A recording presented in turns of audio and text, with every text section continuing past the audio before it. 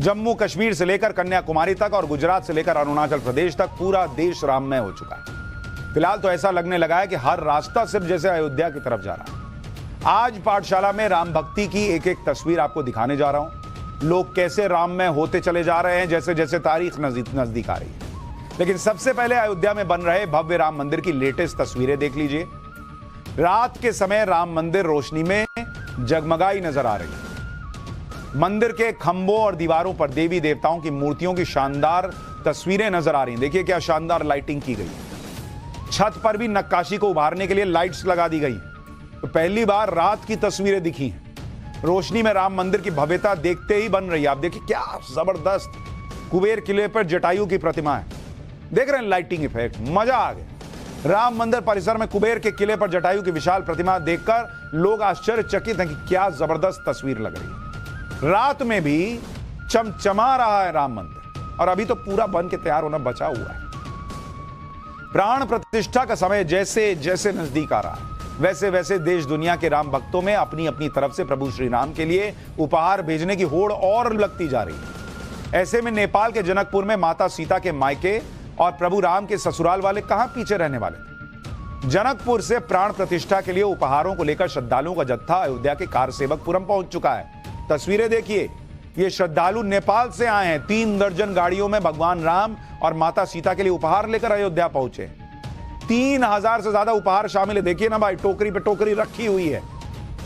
कह रही हैं वहां जो महिलाएं आई हैं कि हमारी बहन का वो होने जा रहा है गृह प्रवेश, तो उसको सामान न दें, मतलब माता सीता के लिए कह रही हैं वो। 4 जनवरी को यह यात्रा जनकपुर से अयोध्या के लिए निकली और अयोध्या पहुंचकर उपहारों को राम मंदिर ट्रस्ट को सौंप दिया गया। जनकपुर से उपहार लेकर पहुंचे श्रद्धालुओं में कई महिलाएं थीं जो पूरी तरह से भगवान राम और माता सीता की भक्ति में डूबी हुई नजर आई। जरा वहां का माहौल देखिए, फिर आगे की बात बताता हूं। में भीड़ भेलै भारी जनकपुर से आयल साने सहे जनकपुर से आयल साने सहे धन धन मिथिला जय हो या बधपुर धन धन मिथिला जय हो या बधपुर जय हो पाहुन सरकार है जय हो पाहुन सरकार हो या जो या बधपुर में भीड़ भेल भारे। बहुत ज्यादा खुशी है जो मेरी बेटी आज महल में जा रही है। उनके गृह प्रवेश का सामान लेकर हम लोग इस उत्सव में भाग लिए हैं। तो ये आप बताइए, आप लोगों ने कैसे सामान सोचा कि क्या क्या सामान लेना है आप लोग को? हम लोगों को पान, मखान, चूड़ा, दही, मेवा, मिष्ठान, लाई, चूड़ा, मुरही, खजूरी, पिरिकिया, मतलब मध, सूप, धनिया, तिलौरी, अदौरी, चावल, दाल, चूड़ा, सारा सामान, पान, मखान, पाग, दशरथ जी के पूरा कपड़ा, उनके पूरा परिवार का कपड़ा, सोना चांदी, यहाँ तक कि हम लोग चांदी का खड़ाव, तीर धनुष, सीता जी के लिए गहना, सारी चीज लेके आए हैं। लेकिन हम लोग के लिए, हम लोग गरीब हैं, हम लोग के लिए थोड़ा पड़ रहा है जो अपनी सीता को कुछ नहीं दे सके। बस इतना से सामान दिए हैं। क्या देंगे? प्रेम भाव दिए हैं जो मेरी सीता अब टेंट में नहीं बसे, महल में आ जाए और महल की बेटी आज महल में आ गई है। ये बहुत खुशी की बात। आप सोचिए, ये बातें सुन के मतलब अंदर से कैसी फीलिंग आती है कि लोग किस हद तक प्यार करते हैं, किस हद तक राम में सीता में हो चुके हैं। वो नेपाल से आई हैं, इतना दे रही हैं, लेकिन कह रही हैं हम क्या ही और दे दें सीता जी। हमारी बेटी महल में जा रही है टेंट से निकलकर। और जो अपने यहाँ रीति रिवाज में होता है कि भाई ससुराल के लोगों को, उनके परिवार के लोगों को कुछ कपड़ा वपड़ा दिया वगैरह वगैरह, सब देखिए ना क्या नहीं है। बर्तन दे रहे हैं, जवाहरात दे रहे हैं कि बेटी वहां जाएगी रहेगी तो उसको कुछ कुछ लगे। ये जैसे अपना व्यवहार होता है ना, वैसा सीता जी और राम जी के लिए नहीं होगा। ये सेंटिमेंट है बॉस। और लोग कहते हैं कि राम मंदिर बन ही गया तो क्या हो गया, वहां लाइब्रेरी बना देते, अब राम मंदिर बन जाएगा तो फलाना हो जाएगा, ढिमका। बॉस ये सेंटिमेंट कभी समझिए, तब आपको समझ में आएगा राम मंदिर क्या चीज है। अब यह भी जान लीजिए कि प्राण प्रतिष्ठा के लिए भगवान राम के ससुराल उपहार क्यों भेजे गए। ससुराल से भगवान राम के लिए भेजे गए ये उपहार नेपाल की मिथिला संस्कृति का प्रतीक है, जिसके तहत बेटी के गृह प्रवेश के लिए मायके से तोहफे भेजे जाते हैं। 22 जनवरी को सालों के इंतजार के बाद भगवान राम का गृह प्रवेश हो रहा है, इसलिए जनकपुर से गृह प्रवेश के लिए गृहस्थी चलाने के लिए 1100 गिफ्ट पैक भेजे गए, जिनमें आभूषण हैं, बर्तन हैं, कपड़े शामिल हैं। इसके अलावा 51 प्रकार की मिठाइयां हैं, दही, मक्खन, चांदी के बर्तन भेजे गए। नेपाल से प्राण प्रतिष्ठा के लिए पहुंचे उपहारों पर अयोध्या से हमारे सहयोगी की एक रिपोर्ट देखिए, फिर आपको बताऊंगा कि जो भव्य मंदिर तैयार हो रहा है तो उसको लेकर और क्या खास जानकारी। भगवान राम जब अपने नए महल, अपने नए मंदिर में जा रहे हैं तो माता सीता के परिवार वाले अपनी बहन के लिए, अपनी बेटी के लिए तमाम उपहार लेकर जनकपुर नेपाल से आ गए हैं। मैं तस्वीर दिखाऊंगा। सोने और चांदी के तमाम उपहार, आभूषण जो हैं आपको तस्वीरों में नजर आ रहे होंगे। मोतियों की माला है, सोनों की माला है, चांदियों के बर्तन हैं और तमाम ऐसी जरूरतें जो भगवान की हैं, जिनको रोजाना आवश्यकता जिनकी पड़ती है। मिथिलांचल का ये परंपरा है कि अपनी बेटी को इतना सामान दिया जाए जब वो अपने नए घर में प्रवेश करे तो उसे किसी चीज की कमी न रह जाए।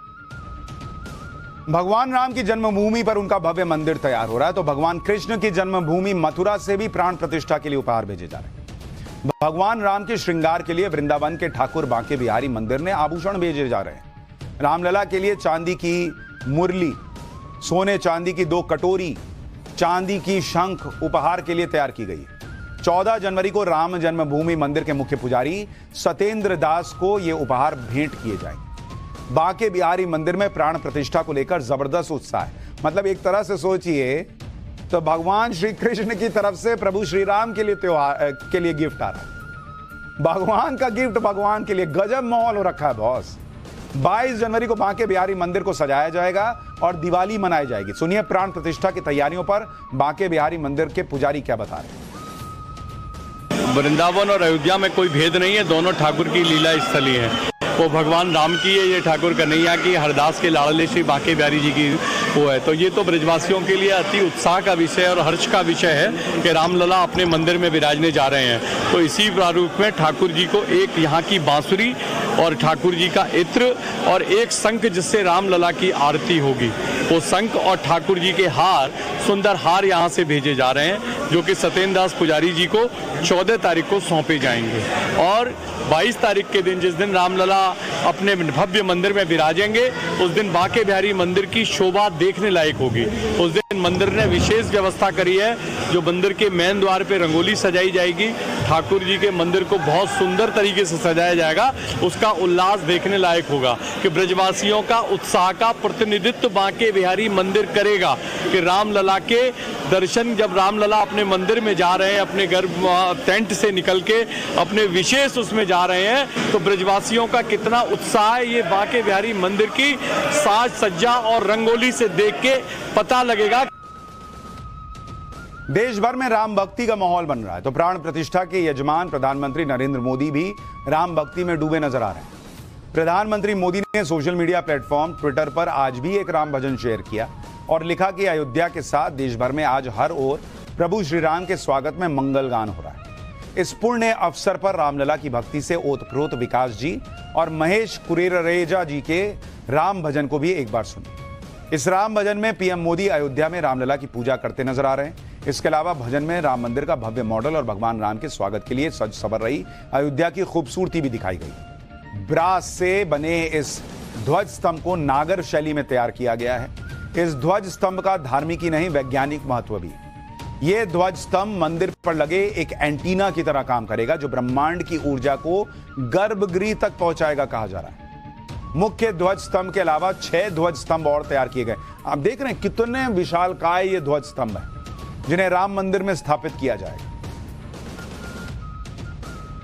भगवान श्री राम के भव्य मंदिर जो की जन्मभूमि पर बन रहा है, उसके मंदिर के शिखर पर लगने वाला ध्वजदंड जो है आप देख रहे हैं, गुजरात से 3 दिन की यात्रा करके अयोध्या पहुंच चुका है। और एक लंबा ध्वजदंड, 2 ध्वजदंड होंगे, एक छोटा एक बड़ा, और इसे राम मंदिर के शिखर पर जो है वो लहराया जाएगा।